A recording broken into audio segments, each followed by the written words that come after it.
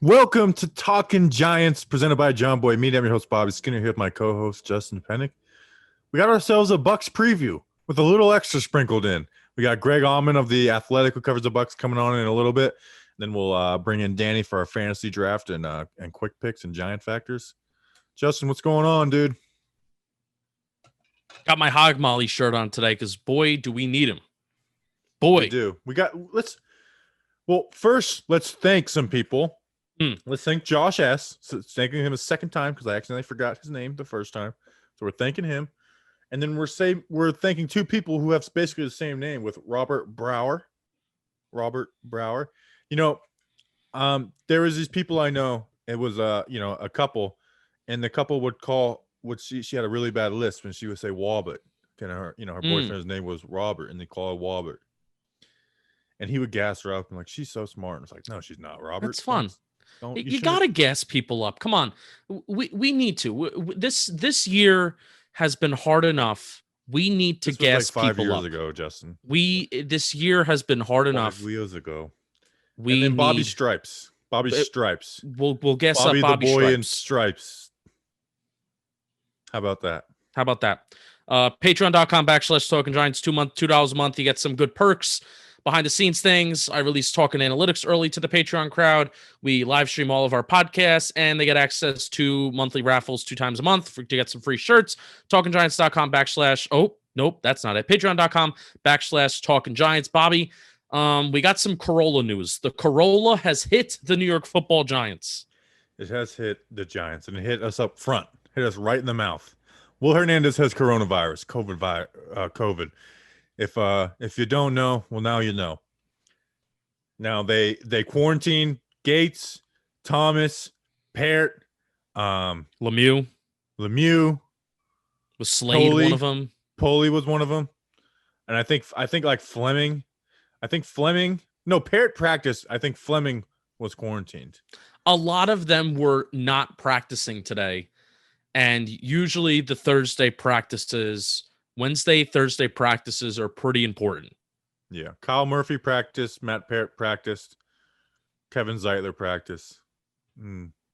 Chad Slade, maybe? I think Slade did practice, even though I just said that he was quarantined. But I remember seeing his name in a noteworthy fashion, which I would think it would be that he actually, Chad Slade practice, which good for Chad Slade. You got reps. Probably the starting guard. Shane Lemieux's going to start, right? I said this. Don't be surprised, though, because it's short notice, because they see Shane Lemieux in practice and they may not deem him as ready. I wouldn't be surprised, if they played Slade, or 2, they slid Gates over and put Pulley at center, or vice versa and put Pulley at guard. I'm hoping for Lemieux just because, new is always more fun. I like Lemieux, but I've been saying Shane Lemieux's college tape reminds me of Will Hernandez pro tape. So, we got to pump the brakes. This guy will have struggles. He might give up a sack. There is issues there. There is a reason he fell to the 5th round. I like him. I think he was an awesome 5th round pick. But not having Will Hernandez is a loss. It is 100% a loss. And if you're arguing that it's not, it's just because you don't like Will Hernandez. Before last week's game, he was number 1 in the National Football League in run block win rate. We don't use those fake stats. I know, win rate and one block win rate is not a real stat. I actually do think I validate run block win rate more than I validate pass block win rate because it's a lot easier to see. In my opinion, you could disagree with this, and I probably will agree with you anyway, because I really don't feel that tied into those kind of stats. But it's easier to see if an offensive lineman wins a play against the run and what they're kind of trying to do versus the pass. It's tougher to determine because, just because somebody may allow penetration, if they sweep them out to the outside and a quarterback steps up in the pocket, is that considered a win? I don't know. We don't need to talk about it. Will Hernandez has not been as bad as everyone has been pointing him out to be. That's my opinion. I don't think he has been I think he's actually been better than Kevin Zeitler. Yeah. So it is a big loss. I would rather see Shane Lemieux because he's younger. We've seen Spencer Pulley, whether he's going to be good or bad. I really don't I don't care about Spencer Pulley. Shane Lemieux is a part of the Giants' future, and I would like to see him Now, Bobby, the thing that stinks, and COVID stinks, like, let's just get this out of the way. This is not a good time in the world. This is not a good time in the country. This is not a good don't know about time. you. I had a great day. So Yeah, speak for yourself. it was raining here in the East Coast. It was a terrible day. But we all understand this. So when I say, and when I say this, know that it's coming behind that context as well, that I'm not ignoring that COVID is terrible. But the timing of this, don't think it could be worse. The Tampa Bay Buccaneers are by far and large the best defensive unit in the entire league. They are. And we don't feel that the Giants' offensive line is ready to really even handle subpar, mediocre competition. And what they've been thrown all season long is intense, great competition. And this is arguably going to be their toughest test when their starting guard will not be playing. Plus, their guys may be missing 1 to 2 days of practice in preparation for this game. So, counterpoint, throwback jerseys. Just saying. Counterpoint, throwback. No, in all seriousness, yeah. I mean, it sucks for all the obvious reasons. And Justin, the Giants brought him in, and he started the testing protocols. Kenny Wiggins, who he's been in the NFL for close to 10 years. He's had 38 starts with the Chargers and the Lions. He's a guard, and I think that signals that this will be the last game for Kevin Zeitler as a New York Giant. It takes a few days to get through the protocol, so he wouldn't be ready for Monday if they wanted to. I believe this Monday will be Kevin Zeitler's last game as a New York Giant. I don't see why they would go out and make that signing if that wasn't the case. Yeah, especially since if they sign him, he can't play this Monday because all of the testing protocols and everything that you have to do, it's not like a guy can just show up on campus and be ready to go the next day. With how everything's going this year, they're not signing the new guard for this week. They're signing him for next week and for weeks beyond. You can maybe say that COVID fog, if Will Hernandez takes a little time to get over COVID, and if even though he's asymptomatic, if he's still showing signs of fatigue, I don't know. I'm not an expert. I'm not a doctor. We're not going to talk about it, but I'm just trying to think of all the alternatives, but I'm willing to bet that you are right, Bobby Skinner. Willing to bet you're right. Yeah. So let's actually talk about the game a little bit. The Bucs are lethal. Lethal. Brady and them are balling, man. I mean, Scotty Miller is their leading receiver. Now, Chris Godwin's out. So here's my positive view of it. Here's my positive view of it, Justin, is that Chris Godwin's out. We think Darnay Holmes is going to play. He was limited in practice, but he did practice. He got rid of the non-contact jersey. So Bradbury and Evans. Bradbury's had success against Evans in the past, and Bradbury looks like his best version of himself. Yeah, Evans has also played a disappearing act at certain times this year, so that's positive. Yes, right. And so, just think about that. Gronk, Brady's been liking to go to him, but he'll throw the Gronk in tight coverage, which means, who's to say we don't make a play on one of those? Now Scotty Miller, he's pretty good, but we've seen Patrick Graham try and hide things. So maybe they could do that. And Patrick Graham's not the type of defense coordinator who's just going to line up and play the same defense every week. They will do different things and new things. So that's my hope. That is my hope. Yeah.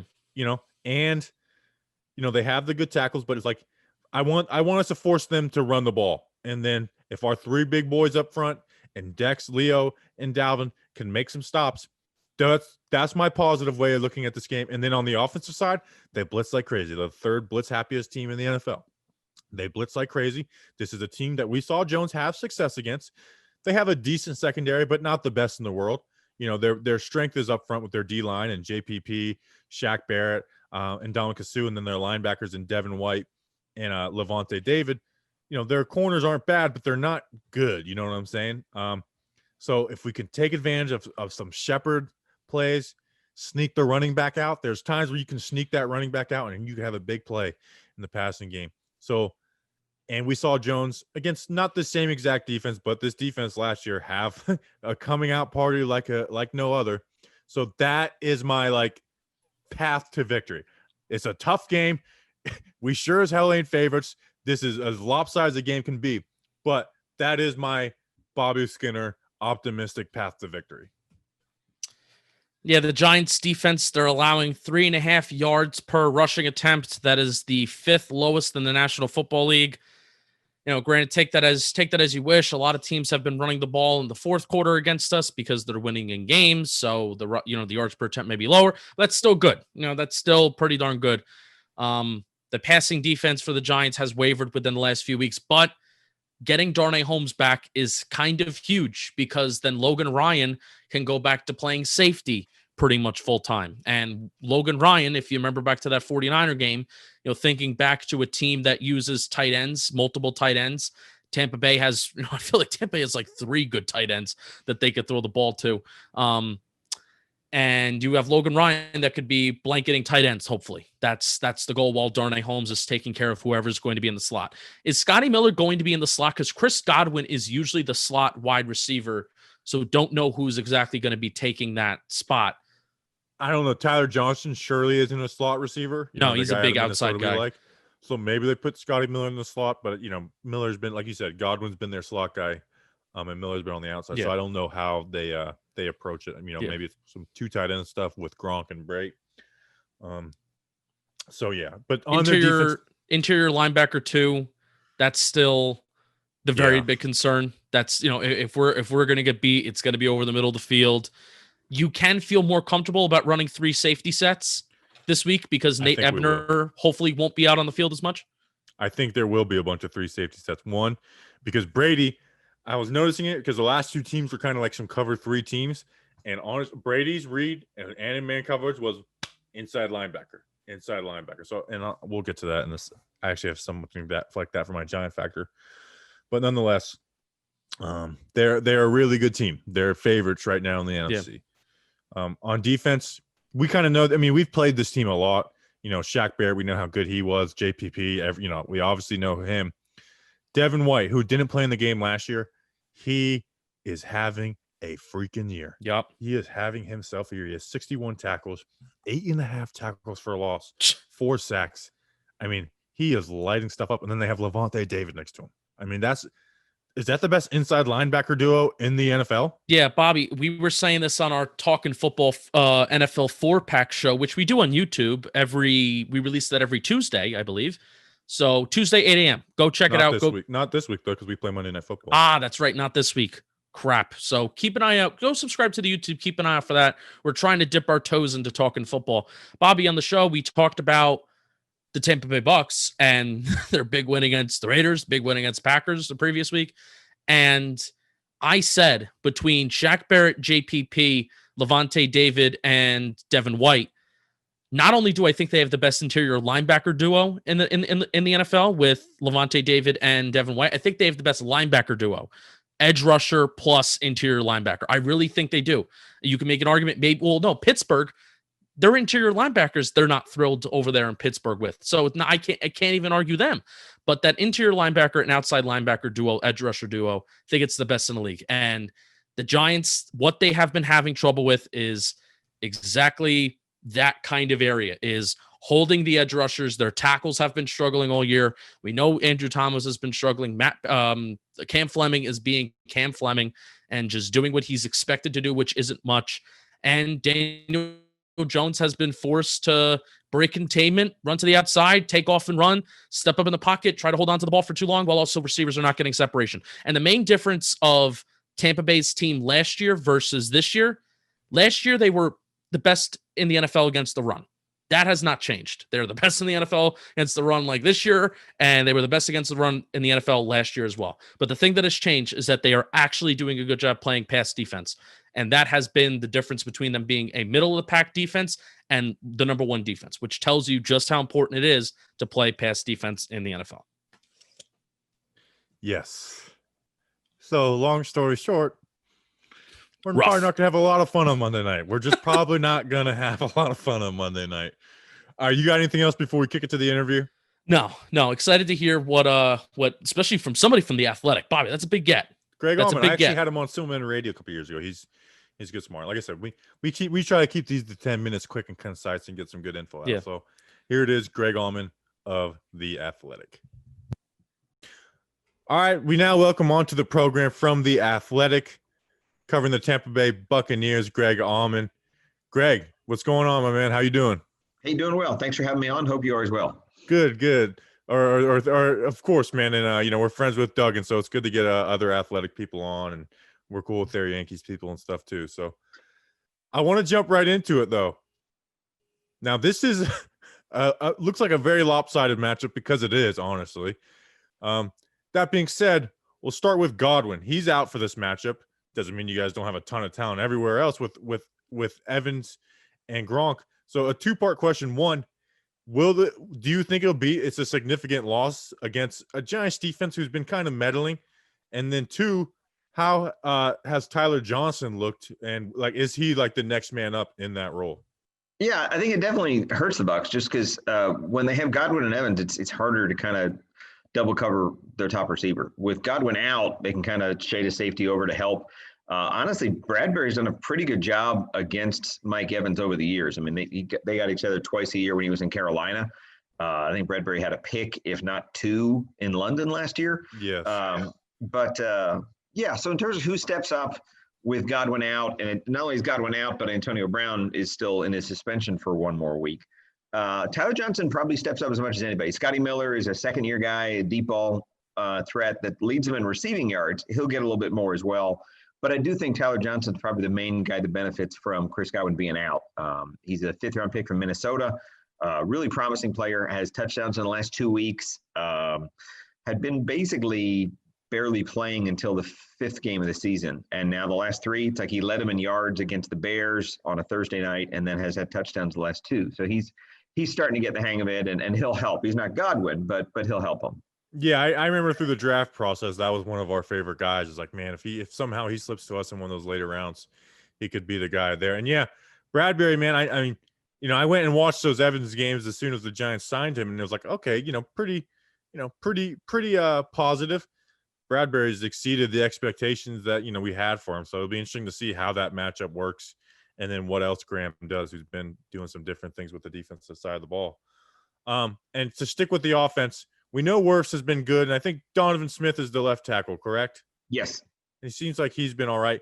How has the interior of the offensive line been? Because we're not expecting to win on the edges really any week anyways, but the Giants do have those three big guys in the middle, and in Dexter Lawrence, Leonard Williams, and Dalvin. How has the interior of the O-line held up for Tampa? Really well. Their left guard's a guy named Ali Marpet, probably in line to get a Pro Bowl for the first time. Been graded real high from your Pro Football Focus and stuff like that.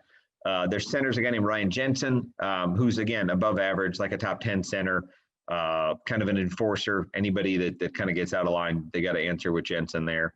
And then their right guard's a little bit less proven, a guy named Alex Kappa, just in his second year as a starter, third year in the league. But he's graded out pretty well. So they've done well. I mean, their run blocking has definitely improved this year. I think Ronald Jones is fourth in the league in rushing yards, getting a decent average. Leonard Fournette has run well at times. And in terms of pass pro, I mean, they've given up just 8 sacks in 7 games, which by recent Bucs standards is outstanding. I know, it was unreal when I was looking at some of the team stats. 8 sacks in 7 games. I get Wirfs as an upgrade, but geez, that was crazy to see. Is that the biggest difference though between Tom and Jameis? Is the fact that Tom's kind of getting the ball out in the right spots at the right time? Not even just the interceptions, just with Jameis. I mean, we saw last year in the Giants matchup, he lit us up, but he was always kind of that guy that just held onto the ball and would chuck it sometimes.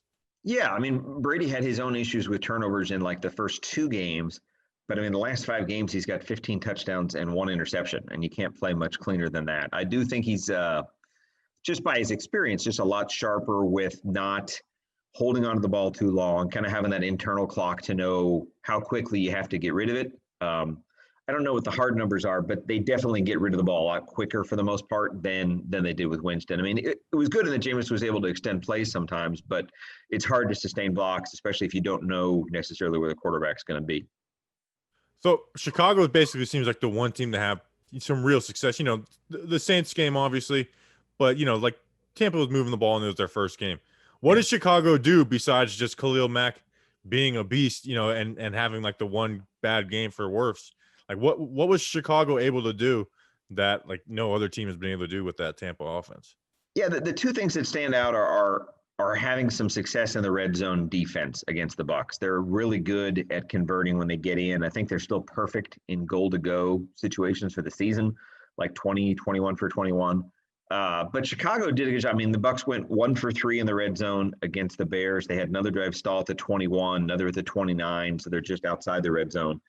But yeah, they took an offense that really gets touchdowns consistently, and they held them to field goals. So as a result, you score 5 times if you're the Bucs, but you get 19 points to show for it. You lose 20-19. I think Khalil Mack did step up in a big way. They didn't handle that pressure well. I think they gave up 5 sacks in that game, if I remember right, either 3 or 5. That's probably where. And then penalties too. I mean, the Bucs completely beat themselves with penalties in the second half of that game. They had 3 on one drive.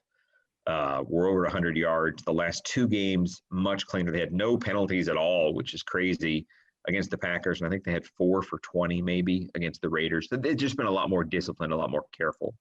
Right. So switching over to the defense, obviously we saw Daniel Jones have, a lot of success in his debut. It's a different team. And I know Bowles likes to blitz. I think you guys blitzed my notes say the 3rd most in the NFL. That being said, with blitzing comes trusting your guys on the back end. Is there like a weak spot? I mean, I want to save Winfield for later, but like, is there any of those corners where it's like, man, if a team can pick on him the right way, or is it like, what's the deal with the Tampa secondary is basically what I'm asking. Yeah, when they go to nickel, they have Jamel Dean on the outside with Carlton Davis, and they have Sean Murphy-Bunting in the slot. And Murphy-Bunting's probably been a little bit less he had a really good rookie year, had some big interceptions, had a pick 6 against the Lions. And I don't think he's been as sharp this year. So if I were to identify a vulnerability in that secondary right now, it'd probably be him. Carlton Davis is playing lights out. He'll probably line up on the top receiver that they think he should go up against. Jamel Dean is a taller, lanky guy on the outside who had a pick 6 against Aaron Rodgers. They got 3 safeties they like, so they'll even go into a dime sometimes. You mentioned Winfield as a rookie. Jordan Whitehead's playing well. And they've got a guy named Mike Edwards, who's kind of their 3rd safety, but they're finding ways to get him in the game. He had an interception that was called back, and then he had a tip on Winfield's interception last week as well. So, yeah, lots of good young talent. They're all 24 years old or younger in that secondary as well. Right. So we both mentioned Winfield. He was one of my favorite guys to watch through the draft process last year. Just like the definition of the word playmaker, and kind of takes after his father in that. How has he fit in? Like, has he been like a play the middle of the field or play up? Like, or are they just using him all over? Yeah, I mean, I think the strength that Antoine Winfield brings is versatility. He can be a box safety. He can be a center fielder. They've blitzed him. They played him. They had an injury at corner, and they moved him to nickel for a game, and he was fine there. He's cross-trained there. So I think they're comfortable with him in nearly any situation. If he's covering tight end, he's a smaller guy, but he's a good leaper where he's held his own against bigger targets. They're very comfortable. They blitzed him. He has 2 sacks, has a forced fumble. They're really, if anything, I think what he's done best is just be able to do a little bit of everything they've asked him to do. They try to use a lot of deception with their safeties. They'll switch between who's high, who's low, if they're too high, who the strong, who the free is. So there's a lot of they like to have it where you can't just look at the safeties and really know what you're getting on a play. Devin White was someone who missed that matchup last year with the Giants, and seemed like they felt it. Looking at the stats, he seems to be a guy that's just completely taken off. What's he doing that is, winning him, player of the month and stuff? Yeah, it starts with speed. He's just ridiculously fast. Had 3 sacks against Derek Carr on Sunday, where you could really see his acceleration. They had a 4th and 1. Game was pretty much over in the 4th quarter, but the Raiders had a 4th and 1, and he's just trying to get to the marker on the sideline, and White just popped him a yard short and got the stop. White still has some coverage issues sometimes with, if you get a really good pass catching back, it can be a challenge for him. But, in terms of piling up tackles, first 3-4 weeks of the season, he was among the league leaders. He and Levante David both cover a lot of ground. They're playing smart. That run defense is still the number 1 run defense in the NFL. And they're very much an extension of that as the guys that get to opposing backs first and quickly. Yeah, man. Looking at some stuff, and my co-host, he's big into analytics, and he's like, man, this defense is just the best in the league, paired with Brady and that offense on the other side. I'm actually in Florida, man, so it's in Central Florida, so it's weird to see Tampa like being the talk of the town, since the first time since I was in middle school when they were winning the Super Bowl with John Gruden. So it's been kind of nice to see, but also some of my friends, becoming more of trash talkers where their team, where I used to be able to pull off the last time Bucs were in the playoffs, the Giants were the ones that beat them. So been some fun Giants Bucs matchups in the past few years. So hopefully we get another one of those. Greg, I appreciate you coming on. Where can people find your work? Because I know a lot of our listeners already subscribe to The Athletic. So yeah, it's all at theathletic.com. Thanks to everybody on board as a subscriber. If you're not, I'm pretty sure we still have a deal where you can get on for as little as $1 a month right now, which is as good a deal as we've had. I'm on Twitter, just at my name, Greg Auman, GregAuman. Thanks very much for having me on. Greg, appreciate it. All right, enjoy the game Monday, sorry. Yep. Take care. This season is in full swing and the action is still unfolding, so head over to DraftKings Sportsbook, America's top-rated sportsbook app. With so many storylines across both professional and collegiate sports, this is the time to check out all that DraftKings Sportsbook has to offer. If you haven't tried this app yet, head over to the App Store now because you do not want to miss this. To celebrate the showdown in Happy Valley, DraftKings Sportsbook is giving all new users the chance to turn $1 into $100 when placing a bet on either Ohio State or Penn State. Additionally, DraftKings Sportsbook is giving all new users the chance to receive a sign-up bonus up to $1,000. On top of those great sign-up offers, DraftKings offers great odds boost every Sunday to help you make it rain. DraftKings is safe, reliable, and secure, making it easy for you to deposit and withdraw your money at your convenience. Download the top-rated DraftKings Sportsbook app now and use promo code JOHNBOY when you sign up to get this can't-miss offer. Pick either Penn State or Ohio State. Justin Fields, I would say pick Penn State in protest against Justin Fields because it's a pro Daniel Jones podcast. This is a pro Daniel Jones podcast. Bet $1 on them and cash $100 if they win. That's Penn State. That's $1 to win $100 when you use promo code JOHNBOY during sign up for a limited time only at DraftKings Sportsbook. Must be 21 years or older, New Jersey only. Bonus compromise of a first deposit bonus and a first bet match. Each up to $500. Deposit bonus requires 25 times playthrough. Restrictions apply. See DraftKings.com/sportsbook for details. Gambling problem? Call 1-800-GAMBLER. And now we want to welcome on to the program. I have something to say. Oh, okay. Go ahead, I got something to say. Okay, go ahead. Speaking of picks, the Blue Zone, the Blue Zone podcast, we're doing a little competition for them. So they want us to do 3 picks each week. So I picked us this week. So Blue Zone, if you're listening, ask Justin next week and then Dan next week. So our picks are Titans -5.5, Steelers +3.5, and then our double pick is Raiders +2.5. So I represented us. So message them next week, Blue Zone. Appreciate it. All right, we now welcome on this friggin' clown with the weather, Weatherman Dan, Trivia Dan, the Trivia King, Weatherman Dan, Danny King. It's great to come on after hearing about our future quarterback, Justin Fields, going to be playing on Saturday night. But we'll get to the weather. Probably, no one's going to be in the stands, so that's good for them because it's going to be cold, really cold. It's going to be 40 degrees. It's going to feel like 35. It's going to be a cold game there. It's just going to be bad for the it'll be fine for the players, but it's probably going to be a boring game. Let's be honest with ourselves here. 40 degrees. 8-mile-per-hour winds, humidity 51%, visibility 10 miles per hour. The visibility's been great all year. All right, so no worry about them not being able to see. Thank God. I was worried about the visibility all year, and then we got the cloud cover at 41%. So there's that. You see the cloud cover. 40 degrees, advantage Giants. Bucs are not good in cold weather. They didn't win their first cold weather game until 2003 against Chicago, the year they won the Super Bowl, or 2002. Sorry. So. That's just one more advantage for the Giants. It's like 80, ever? It's like 85 degrees in Florida. Yeah, their first game where it was like 45 degrees or lower, they won a game, was 2003. Aren't they wild? A long history franchise? Not that long, but yeah, since like the 60s.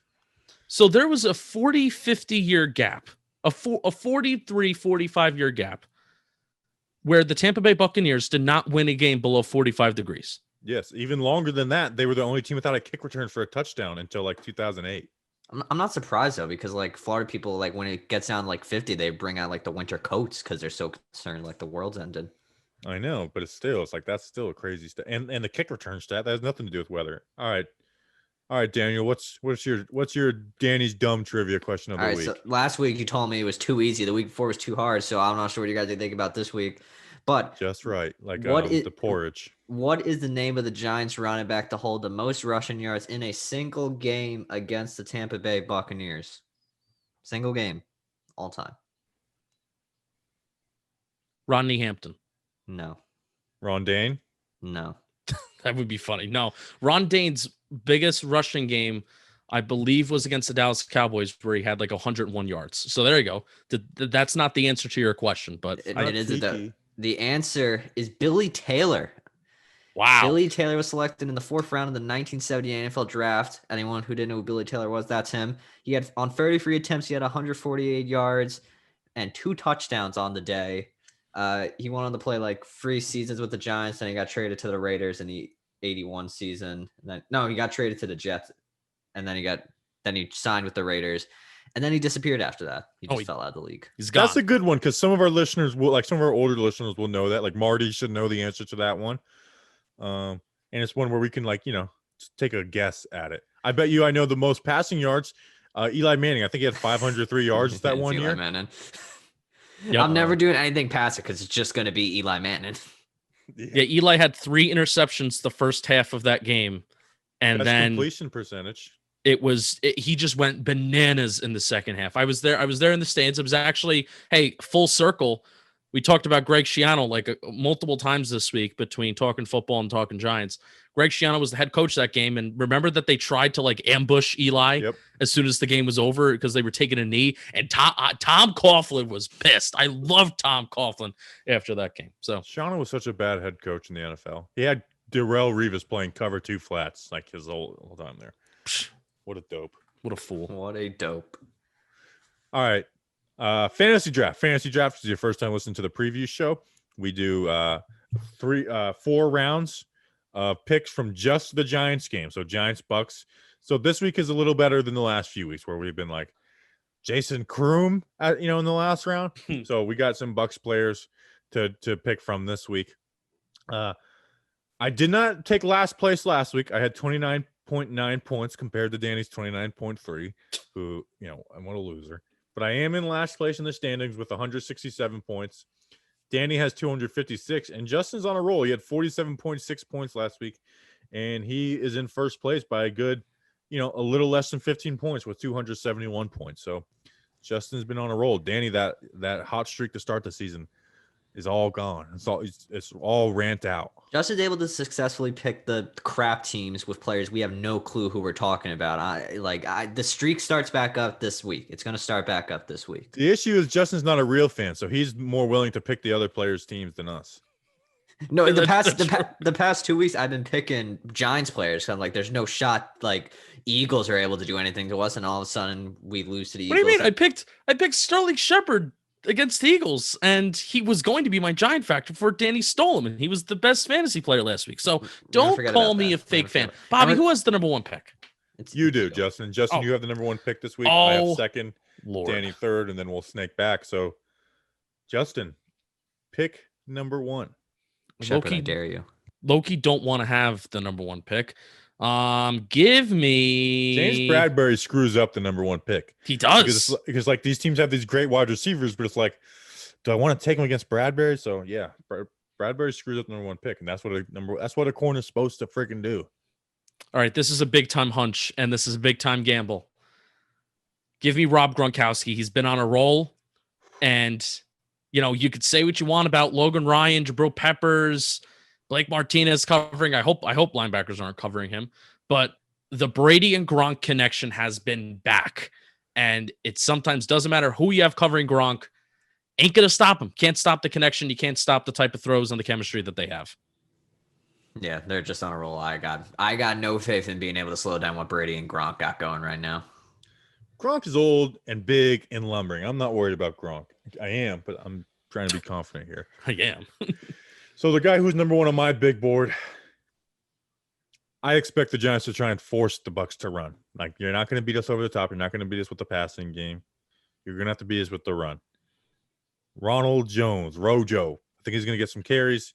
Let's say he, gets 1 in for a touchdown. Get him a little bit involved in the receiving game. So I'm going Ronald Jones. I'm going Ronald Jones for the Bucs. We're going back-to-back Bucs to start this off. And like I said, there's nobody from the Giants where it's like, I want to pick that guy. And, Mike Evans, I just don't feel comfortable picking him with my first pick when he's going up against James Bradberry, who's had success against him in the past. Yeah, Mike Evans. Yeah, as you said, James Bradberry just always messes up the first pick because you want to pick the best guy, but James Bradberry always shuts down the number one receiver every week. Yeah, except for last week, they just had him playing off of Deshaun Jackson, and he gave up some catches. But yeah, for the most part, yeah. All right, Danny, snake it till you make it. All right, so for my first pick, I will be taking Scotty Miller, the Tampa Bay Bucs wide receiver. All Bucs first round. With Godwin being out, I feel like Scotty Miller is gonna be one of Brady's favorite targets. Last week, he had 22 fantasy points against the Raiders. So minus Mike Evans picking up James Bradberry, I feel like Scotty Miller could be going out there and having a day himself. So I'll take Scotty Miller. And Scotty doesn't know. And then when I snake it back, I will be taking Leonard Fournette. Fournette, you're going for the backup running back. Wow. Fournette's been putting up some halfway decent points when he's getting running time, when he gets some carries. And I think the Giants want the defensive line is going to do its job for a few games. However, I feel like they're going to break at some point because it always happens. This defense is good. They're good. But they always find a way. They always start breaking somewhere. Like that randomly they have one off quarter. I think that's where Fournette takes advantage. This is also probably going to be a game where the Bucs are going to be up big in the second half, and they're just going to run and feed the ball. And Leonard Fournette, when he hasn't been hurt, I know he was struggling with an injury last few weeks. He came back last week against the Raiders. He looked pretty darn good. So I like that pick, Danny. Thank you very much. All right, so this is embarrassing as a Giants podcast. This is just very embarrassing. The first four picks have been Buccaneers players. That's just brutal. We took a backup running back before we took any New York Giants players. That's disrespectful. With that being said, though, there's three Giants players I could pick from here, and I couldn't there's not one where it's like, this is the guy I should pick. So I know this guy won't be there when I loop back around. I'm going probably the best player in this whole thing. I'm going Mike Evans. He had a big game against us last year against, Jack Rabbit.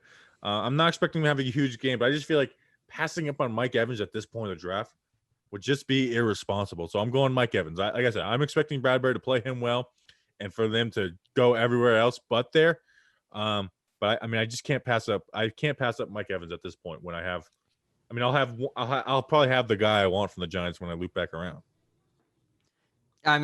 You're bound. Mike Evans going to have a halfway decent game, but it's Bradberry once again. He shuts down every number one receiver. I know, but it's the fifth pick, so it's not like I'm. No, yeah, obviously it's a good pick where you're picking him. It's good value. All right, Justin, pick Tyler Johnson. Justin, you got to look in you, and I'm afraid you're going to pick who I think you're going to pick. I'm going to pick Tyler Johnson. I know. No, I'm picking Sterling Shepard. Okay. Ooh. Did have a shoulder and a toe injury, so there is part of me that is afraid he's not going to play because Thursday either he was limited or he was out of practice. I think he was out of practice with that. Yeah, no, he was definitely out. Shoulder and toe injury, so I'm worried, but I think he will be fine. Think he will play. Makes sense. Sterling Shepard, I think, is the best route runner. He's the security blanket for Daniel Jones. Darius Slayton's a pretty risky pick because it's very boom or bust because we don't throw the ball down the field. And the guy that I'm picking, he looked pretty darn good in the fourth quarter last week. Look really good. Ingram. Wow. No. Devonta Freeman's hurt. Give me Wayne Gallman, even though the Bucs defense is like the best in the NFL against the run. But give me Wayne Gallman. Maybe he'll break some runs. Maybe he'll get like a 1-yard touchdown. So on the Gallman train. I think Gallman's going to have a good game as a receiver because they like to run these cover zero blitzes or with like a high safety. I do think that'll give some, opportunities for Gallman to get in the receiving game. I was close to making him my giant factor for this game, but because they are so good against the run, I'm not picking him. But yeah, Gallman. Now we didn't talk about this much on the last pod because we lost, or not the last pod, but the game win pod. I was ready to denounce my Wayne Gallman hate. I was going to become a Gallmanite like Danny King and Tim Coffey. I was getting ready to become a Gallmanite, but I need to have it in a win. I need to have it in a win to declare myself a Gallmanite. So Good pick. I'm going Slayton. They're going to play man coverage, so that means we're going to take some shots. He's our number one wide receiver on the outside. I think Shepard's going to play a little more slot. So I mean, I'm just going Darius Slayton. It's Daniel Jones' probably favorite target. I do agree. I would have went Shepard over Slayton, but I'm going Slayton. Slayton at this point in the draft, I got to take him. Yeah, I mean, a good pick. Now, see, this is where I would pick Evan Ingram, but I'm not picking that god awful player. I'm not picking him. I'm taking my time away from him. We need time to separate ourselves. We need a break. Give me Tyler Johnson. I feel once again the Giants offense. Who knows what we're even going to get on Monday night with whatever the heck they're dealing with. So I feel like Bucs players are the safe week, and I'm trying to get back in this thing. So give me Bucs players, please. Tyler Johnson was a guy I really, really loved out of Minnesota. Good route runner, along with the guy who can really moss guys, a big-bodied guy that we kind of needed, especially when you look at things now. We kind of need a guy that is a good route runner, can be better. Anybody that's better than Golden Tate, an outside wide receiver that's better than Golden Tate, because Sterling Shepard is primarily, hopefully, our slot wide receiver. We should trade a draft pick for him. Trade a draft. Not pick. funny. I would trade a 6th-round pick for Tyler Johnson right now, straight up. Okay. Not funny. I'm not joking. I really would. Well, why did the Bucs accept that when they're going for it? So better than giving up a 3rd-round pick because they're getting Antonio Brown. Resign with us right now. All right, so I got a snake until I make it. So I feel like we've taken all the good Bucs players, the Giants players. I feel like the majority of them are taken. Good Bucs players. We've taken all the Bucs players. I'm doing this mainly out of protest and hope it works out. Give me Caden Smith. I think the Giants may take away a few reps from Evan Ingram. I think we see more of Caden Smith on Monday night because Evan Ingram, he's had some bright spots, but that drop, that's unacceptable. Like you got to punish him somehow for that. Give some reps to Caden and see what he can do. Let's see what he really got. I've been talking all week. I think the Giants need to reduce Evan Ingram's snap count. You're kidding. It's been the only thing I've tweeted. Bobby wrote an article about that as well. He wrote an article. He did a YouTube video. I've been saying it all week. That got me good. Bobby, yes, Danny. I hope the Giants read my block. Let's just say it like that, Bobby. I hope they didn't. You want to know why? Because you're going with Evan Ingram. Because I almost went with him in the last round, but I knew Danny was going to be emotional and not pick him. I knew it. This is the mind of a genius. I knew Danny was going to be emotional and not pick Ingram. You are more than 100 points behind first place. They play. We're rebuilding, okay? You're tanking. We're rebuilding while winning. That's the motto, guys. We've been doing it for the past 3 years. I'm winning the standings over you, Justin, so suck it. All right, so they play a lot of man coverage. Evan Ingram had a big game against the Bucs last year. I'm going Evan Ingram. Redeem yourself, Evan Ingram. I'm going Evan Ingram. If he has a good game, I'm annoyed. That's you're a bad fan. I've been with him through everything. I'd be like, guys, he'll turn it around now. Next year, guys, he'll turn it around. He's done nothing. Nothing. Oh, man. All right, Justin. Finish it off. Justin is looking at the roster. He doesn't even know who's left. My fantasy app isn't loading enough in time. Search Cameron Brate now, and he has been crap. So, give me Golden Tate. Golden Tate. Hey, my guy, Golden Tate. Touchdown Tate. That's what they've been calling him. Touchdown Tate. I'd rather take Tate over Ingram. That's where I'm at right now. Hey, he got a touchdown last week. He got me a touchdown last week. Also, can we? I love how that's Tate's thing. Like he did this last Thursday night when he catches the touchdown, he just walks back like, yeah, on the man. I love it, and I love it too. But it's like Tate, you've done nothing all year. Nothing. I know. I love the celebration. Not so much loving him though, but I do love I love cocky, disrespectful celebrations. And then he punches, the goalpost. I know that probably triggers Justin, but Golden Tate. But he loves Golden Tate. He just picked him. I have no comment. Well, get ready to comment because it's Giant Factor time, Justin, and you get the first pick of Giant Factor this week. Golden Tate.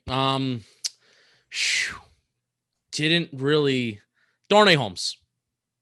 Darnay Holmes. He kind of decides how basically these last few weeks without Darnay Holmes, this has almost felt like a different defense. Obviously, Tay Crowder is thrown in there too, and we're really feeling the effects without Lorenzo Carter. But even without Lorenzo Carter, you felt like the defense was still operating at a pretty good pace, and they were putting relatively good stops to offenses like, the Cowboys, which this is a bad point. Bad point. But Darnay Holmes is my giant factor. I think a lot of the defense right now is kind of revolving around him because of the lack of depth that we have. It's not a bad pick. Not a bad pick. He's super important. If he plays, he's very important because it allows Logan Ryan to do his thing, and he's been pretty decent. Besides the 49ers game, I've been mostly happy with Darnay Holmes, especially with expectations. It also means Corey Ballantyne's not out there. So that's even yes. bigger one. Gosh, it sucked to see him out there. By the way, Majay Harper is just a madman. Like, I remember when he was right in the him and Nick Gates were like the main people in the Golden Tate Jalen Ramsey fight after the Rams game. And I was like, wow, this guy really right in there. And then last week where he has 2 late hits, I was like, oh, Majay Harper's just a psycho. Which I don't hate that, but it is what it is. All right, my giant factor this week. It's a free agent addition by the New York Giants. He's new to the Giants, and I think he said this week, hey, the Giants have beat Tom Brady a couple times before when they were the underdog. It has happened. We need to talk about that more. We are Tom Brady's daddy.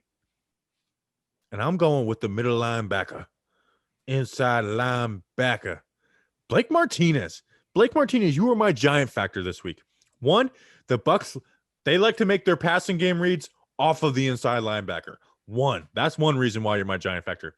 Two, we got to stop the run up front. We can't have our safeties coming down and helping this game because of that. So you need to stop the run. It's those 3 big boys up in front of you, and you got to be there to fill. And 3, we don't got nobody next to you. Whether it's David Mayo, who I've had a newfound appreciation for David Mayo because Devontae Downs sucks so bad, but nonetheless, David Mayo's not great. Downs sucks. We're playing Ebner out there. So Blake Martinez, go out there, be a factor. Be the reason the Giants win. Have your signature moment as a New York Giants linebacker and be a giant factor. Blake Martinez. Show that speech, Martinez. All right, my Giants. I guess we're all going defense here. I got Kyler Fackrell as my Giants factor. He's played at over 90% of the defensive snaps the past 3 weeks due to injuries, and now with Golden being gone, he's obviously, he's already getting more snaps over Golden, but that's going to continue. And we need to make Tom Brady feel uncomfortable in this spot, because if Tom Brady is able just to sit back there and do what Tom Brady does, he's just going to pick this defense apart one by one. So I want Kyler Fackrell to get up in Tom Brady's face this entire game. I did some look at the Bobby's Favorite Service PFF. He graded out as the Giants' 11th best defensive player on Thursday night. And the Buccaneers have the 9th best Can we pass mute this blocking. guy's line? Have the best. Sorry, I'm not supposed to interrupt giant factors. That's my fault. You ruined the good speech. No, but and the Buccaneers have a good pass blocking offensive line. So if Kyler Fackrell can cause some pressure on Tom Brady, make himself sack himself a few times, I think the Giants can have a chance to stay in this game for a few quarters. But Kyler Fackrell, give me some pass rush. Show us why the Giants signed you to that 1-year deal. Give me Kyler Fackrell. That extravagant 1-year deal. All right, so we all went defense. We all went defense. The Giants just put out a tweet that says no excuses with some pictures from practice today. So then I commented, I said, no excuses, not even COVID. I think that's what they were going for. I think that's what they were going. I just wanted to point it out. For the people Not who even didn't if there's a understand. fire. Not even if there's a fire. I'm going to tweet that actually. Not even if there's a fire. That's a good Hold on, one. let me pull up Twitter. I'm on the Talking Giants account. I love practice in 2020. Look at that. It's the freaking player wearing a mask while I'm doing All right, drills. let's just talk about how much that also must have sucked today. It's They're 1-6. raining. I got no sympathy for them right now. It's None. raining, Good for them. pouring rain, Good. cold, Good. and they had to wear mask with the face mask and with the chin strap. It must have sucked. That one's a bummer. Other than that, I don't care. Win more games than you can practice inside. Wow. Simple Wow. as that. Danny has just no sympathy or empathy None. for the New York All right. Football Giants players. I said not even if there's a fire. Over under 18 likes by the time the podcast is over. Over. Because your tweets just get likes. You already got one. You already have two. It's- You already have three. One of the likes is him. Let's be honest here. One of the I likes haven't No. is liked it him. myself yet. All right, he hasn't Bobby. liked it All right, yet. now But I'm there's going to four. now. So I'm the 5th like. All No, right. you know what? It's This Patreon sounds really members. this. It's Patreon. Oh my members gosh, I as almost well. just got us canceled. This sounds really lame. All right. Let's get into quick picks before we get ourselves in trouble and YouTube demonetizes us. All right. Justin, you're in last place because you're a loser. 30-25. You had a 3-5 week last week. The listeners are in first place because they pick favorites. Lose to me, that's just being a loser, anyways. Like, your record's the best, but I still view you guys as listeners or losers at 36-19. So then I'm the winner. No, me and Okay. Danny are the winners. We both went 4-4 last weekend. We are at 31-24. Let's start it off with Thursday Night Football. Falcons at Panthers. I have found like a newfound love for Thursday Night Football lately. I don't know what it is, but I am gonna agree. I kind of want to go upset. I feel like I'm going upset city this week. I'm going Falcons. Listeners went Panthers. I don't know why, but it's Thursday Night Football. Let's get crazy. I'm going Falcons. Justin, who are you going? I'm gonna go with the Panthers. The Panthers are gonna trade away Christian McCaffrey because Davis is the best We running could back in use the NFL, and We need a running back right now. the Panthers are also the team that is the second most pass happy on 2nd and long. So I love the Panthers. I wanted Daniel? Christian McCaffrey in 2017, but we drafted Evan Ingram. I'll take the Panthers. Give me McCaffrey would have been the better pick. 100%, but the Giants were good in 2016, so we were too far down the draft.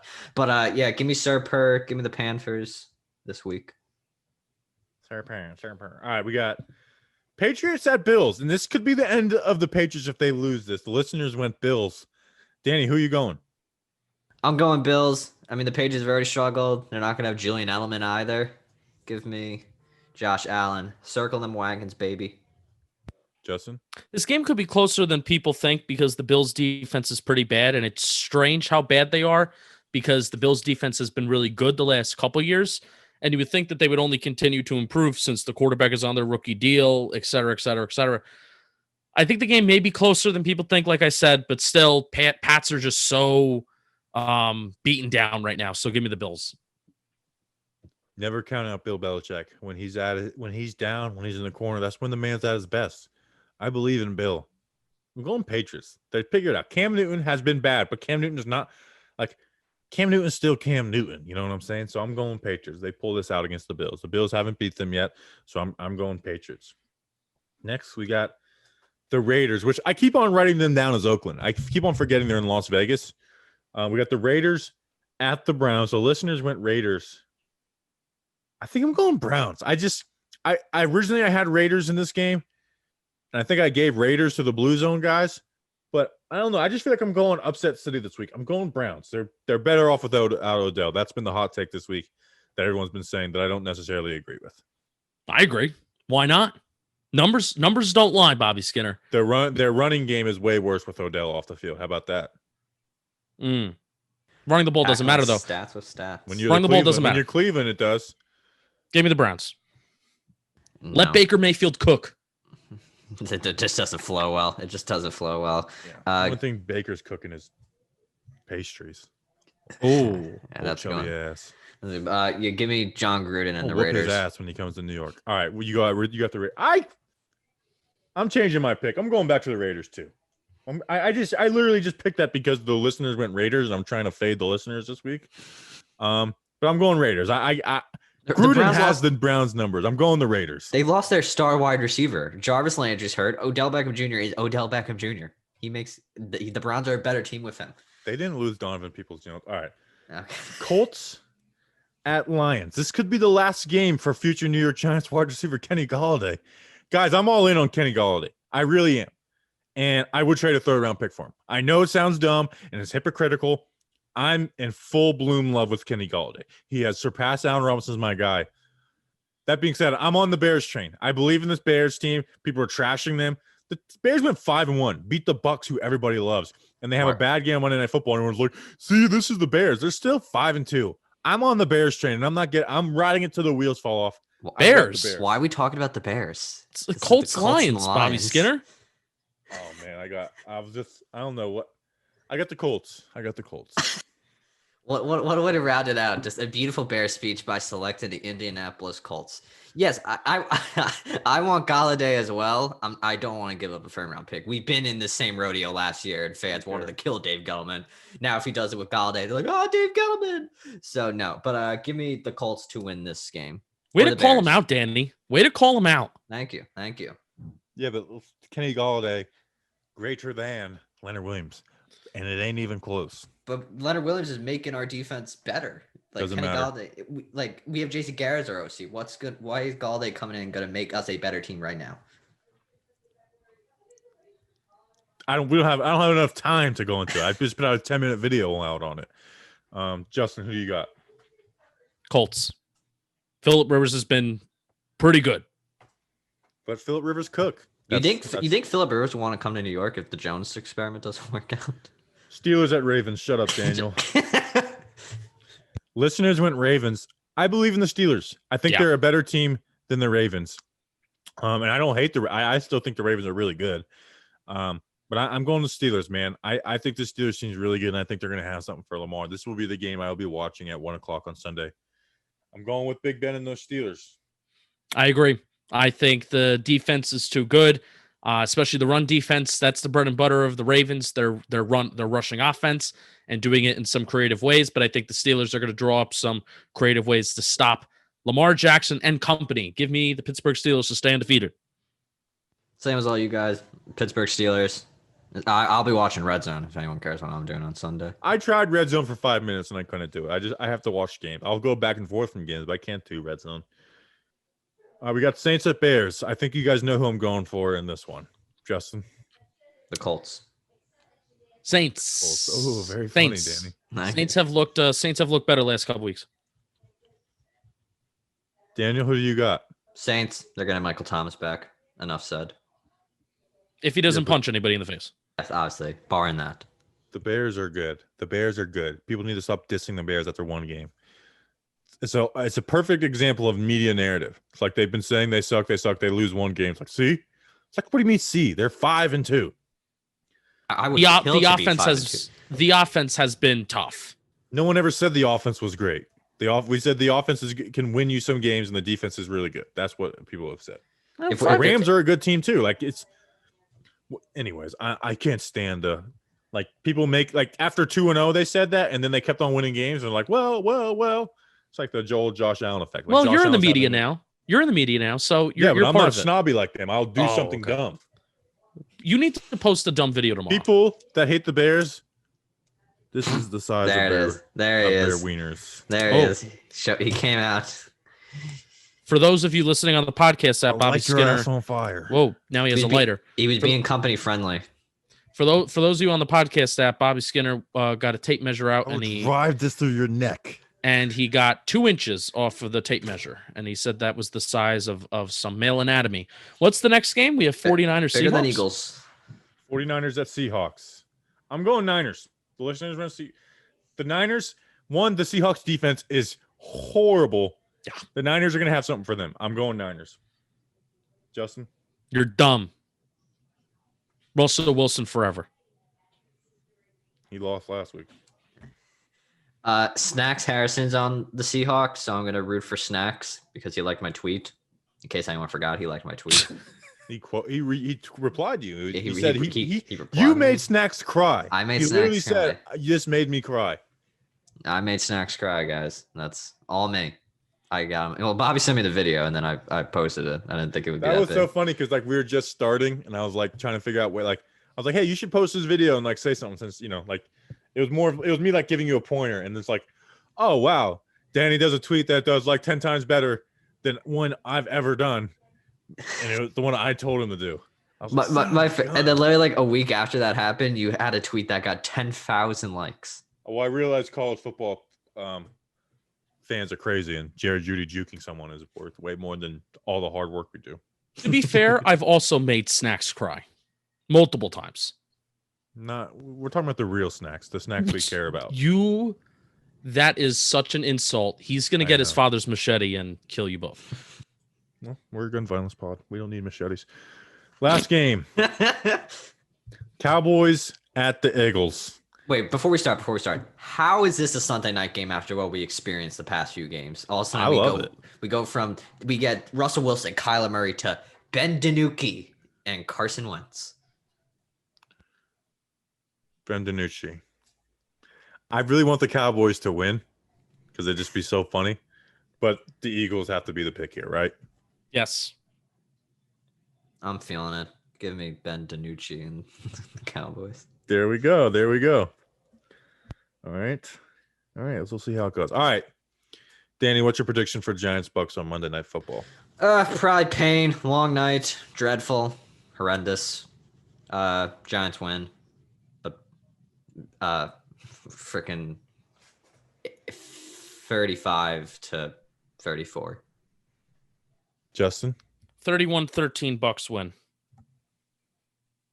I explained the path to victory earlier. Get it done. I'm not afraid of the Bucs. I'll never be afraid of the Bucs, no matter how good they are. And I'll never be afraid of Tom Brady's sorry ass. Giants 77, Bucs 0. Monday Night Football. Daniel Jones coming out party. Suck it. All right, that's an episode. We appreciate you guys. We'll be back for, the game episode Monday night. It's going to be so fun because we're going to win. Appreciate you guys. Until then, let's go Big Blue.